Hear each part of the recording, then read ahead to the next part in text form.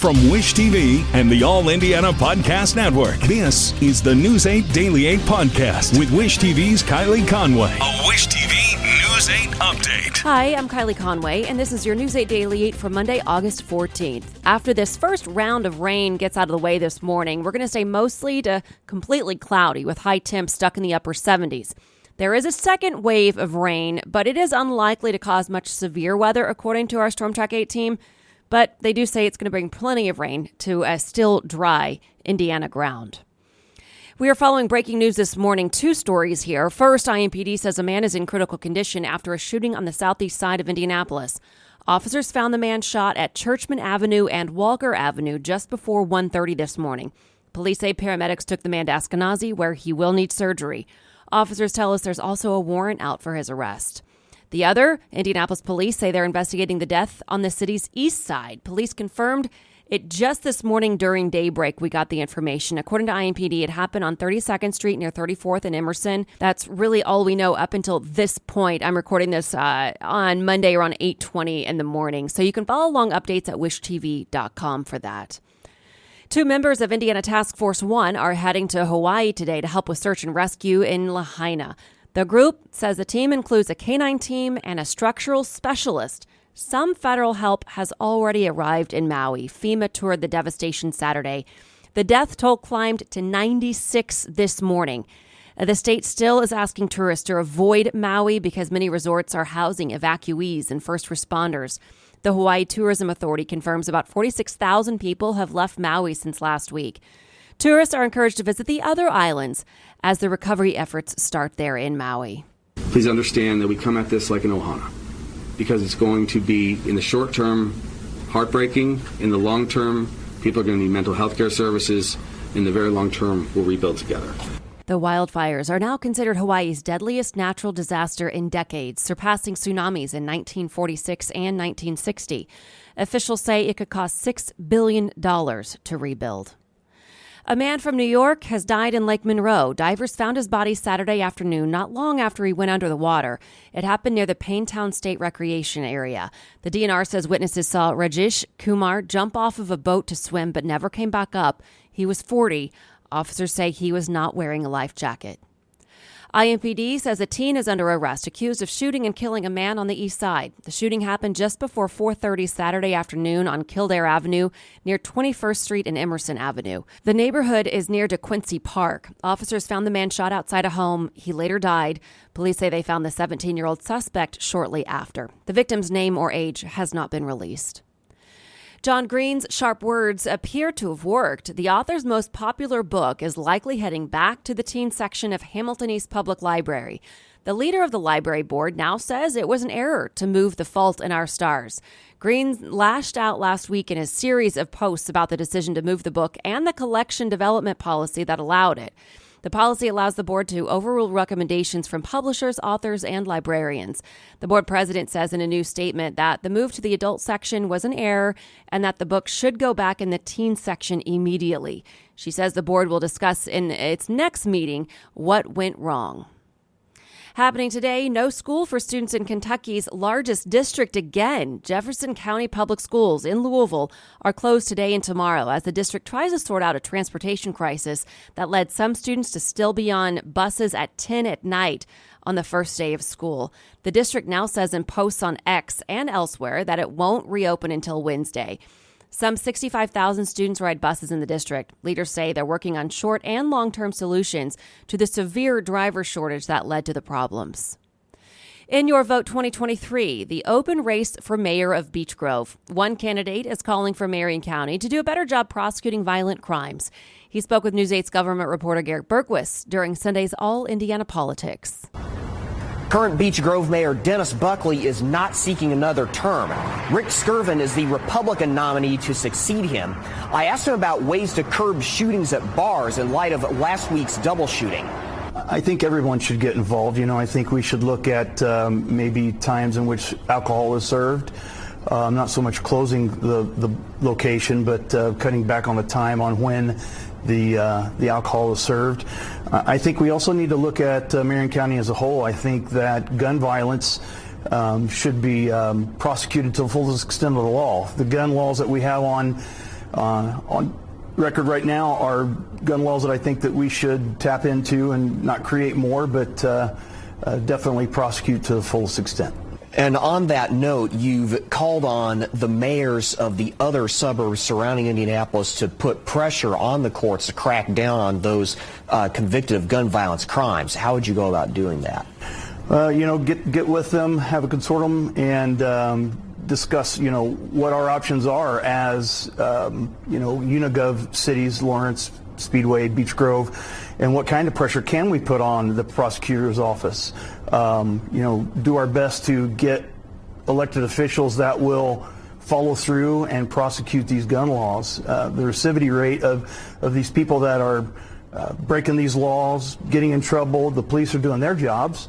They're patrolling the streets and locking up these guys, misguided youth, misguided adults. But they're coming right back out again. We need to keep those dangerous individuals in jail. All Indiana Politics airs at 9:30 every Sunday morning right here on Wish TV. I'm Garrett Bergquist for Wish TV, wishtv.com, and like us on Facebook. Political leaders are reacting to the increased authority for the man leading the investigation into President Biden's son, Hunter Biden. U.S. Attorney David Weiss now has special counsel status. Attorney General Merrick Garland revealed the new powers for Weiss Friday. Then, over the weekend, prominent Republicans and Democrats reacted.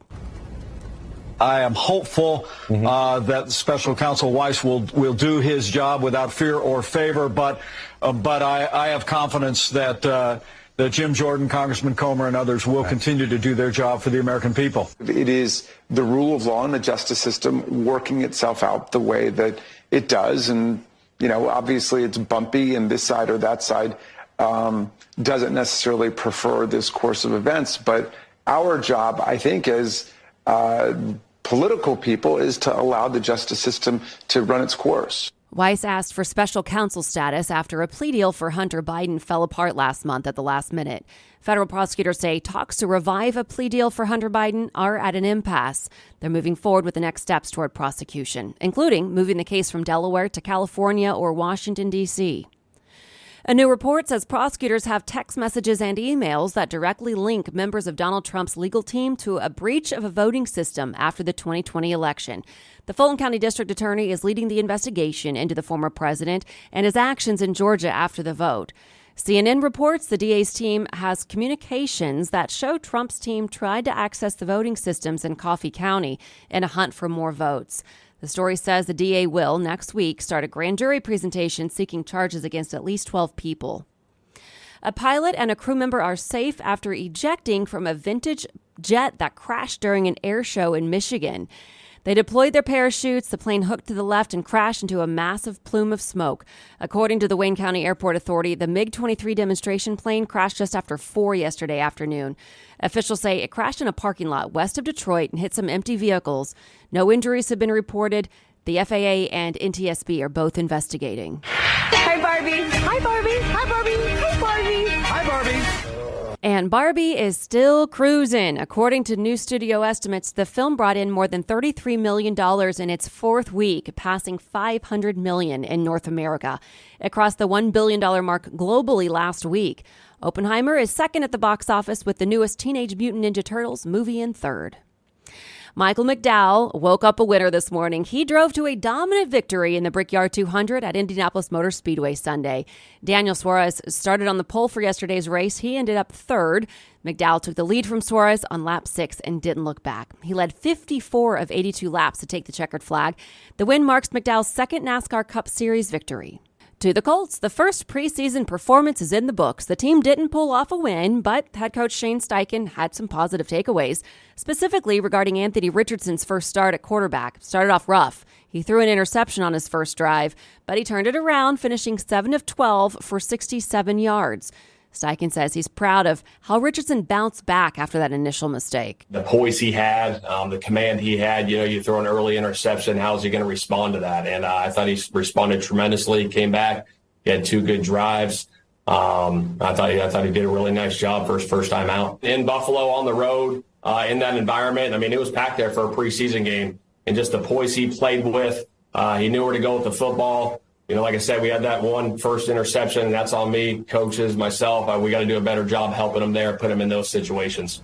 Final score, 19-23. The Colts play their only home preseason game Saturday at 7 against the Bears. The Indiana Fever have one more home game this week before a brief road trip. The team hosted the New York Liberty yesterday, looking to avoid a season sweep. Indiana led after the first quarter, but New York pulled away to win 100-89. Breanna Stewart scored 42 points for the Liberty. She's the first WNBA player to have 3 40-point games in a season. The Fever host the Mystics Friday night at 7. And to business headlines, the U.S. housing market just reached a new all-time high valuation of $47 trillion. Redfin reports that surpassed the previous record of $46.6 trillion set a year earlier. Low inventory on houses has pushed up home values.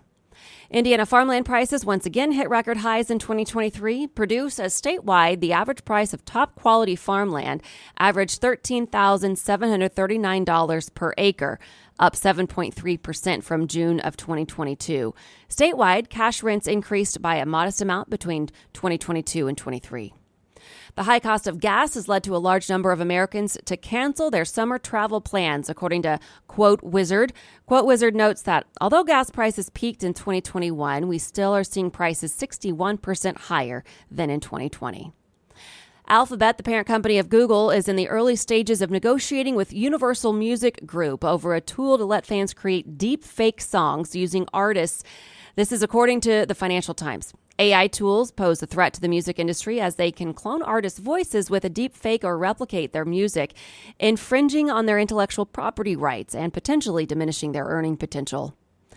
Dunkin is looking to give its customers a different kind of buzz. It's preparing to launch a line of boozy iced coffee and teas under the name Dunkin Spiked. They come in different flavors and will be served in cans at Dunkin locations, although no launch date is set. This has been your News 8 Daily 8 for Wish TV. I'm Kylie Conway, online at wishtv.com, and like us on Facebook when you search Wish TV. This is the News 8 Daily 8 podcast with Wish TV's Kylie Conway. A Wish TV News 8 update on demand for even more on demand and on the go. Connect with Wish TV on Facebook at wishtv.com and on the free Wish TV mobile app. Thank you for listening, and be sure to like, subscribe, and follow this podcast for updates every weekday morning on the All Indiana Podcast Network and wherever you get your podcast.